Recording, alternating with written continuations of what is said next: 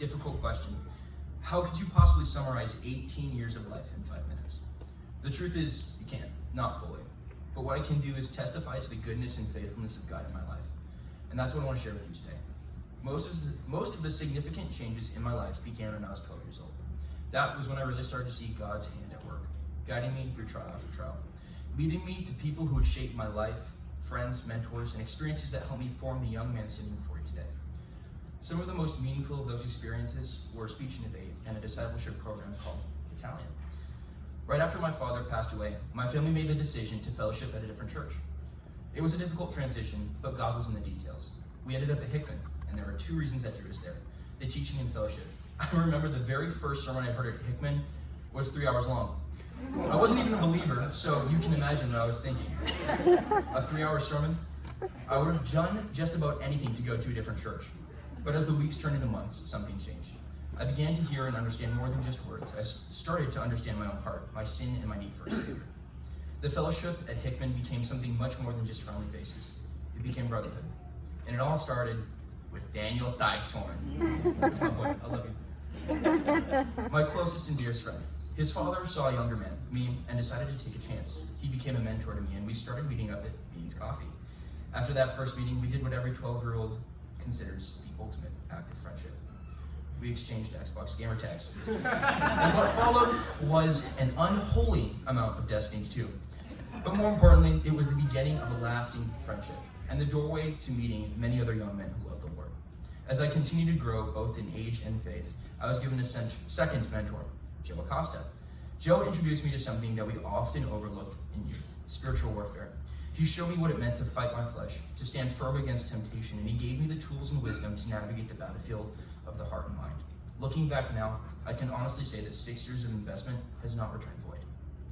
Through those relationships, I got to know peers who are walking the same road: Jay, Will, and eventually Micah. But you don't enter the story until about 4 years later. Around this time, I joined a competitive activity that would push me harder than almost anything else: speech and debate. It's a brutal arena with a steep learning curve. I really didn't get the hang of it until my 3rd year.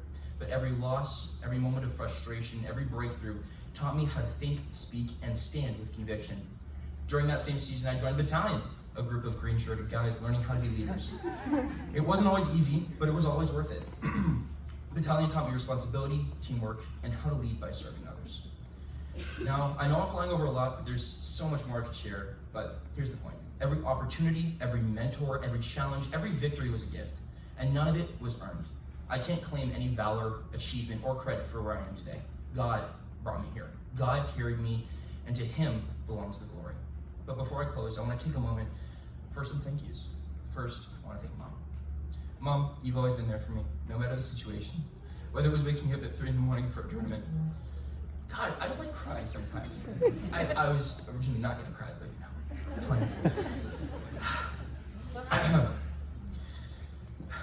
Whether it be 3:30 in the morning to take me to a tournament or standing at the doors I left for camp for over a month at a time. You've supported me every step of the way, and I know I don't always give you the recognition or things you deserve. But I want you to know, I see it and I'm grateful. You loved me when I was unlovable. You loved me when my room was a disaster. You loved me when I was crying and couldn't read the paper. You loved me when my room was a disaster, which has been the case for the past 6 years. You faced trial after trial, often on your own, and your resilience is something I deeply admire. If I can grow to even have a fraction of your strength and patience, I will consider that a blessing. Mom, thank you for your unwavering love and quiet sacrifices. Daniel, I will never forget Man Camp.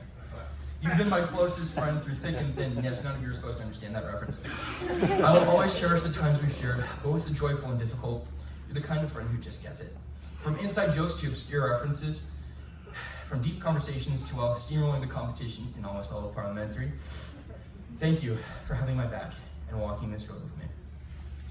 Joe, thank you for your faithful and steady investment in me during my early teen years. I can say with confidence that your wisdom helped guide me through some of my hardest moments. Your counsel has taught me how to fight my battles spiritually and how to walk in truth that wasn't easy. My hope is that the time and love you poured into me will bear fruit, and that I'll be able to invest in the church and the others that you invested in me. Where there is no guidance, the people fall, but in abundance of counselors there is victory. Proverbs 11:14. Micah, Jim, Tuesday, 1 o'clock? Cool. There are so many others, older men and peers alike, who would have shaped and influenced who I am today. I wish I had time to mention every name. If you've poured into me in any way, please know that your impact has not gone unnoticed. There's one thing I can stand here and say with absolute certainty. It's this: God has gotten me to where I am today. Without him, I would have never come to Hickman. I would have never met Daniel. I would have never gone to battalion, never joined speech and debate, never gone to camp, and never met all of you. Most importantly, I never would have discovered how utterly dependent I am on God. I leave you with this. It's an odd verse to end with, but it inspires me to fear the Lord and glorify him. It's from Isaiah 40, verses 18 through 25. To whom will you liken God? Or what likeness will you compare with him?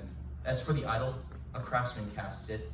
A goldsmith plates it with gold, and a silversmith fashions chains of silver. He who is too impoverished for such an offering selects a tree that does not rot. He seeks out for himself a skillful craftsman to prepare an idol that will not totter. Do you not know? Have you not heard? Has it not been declared for you from the beginning? Have you not understood from the foundations of the earth?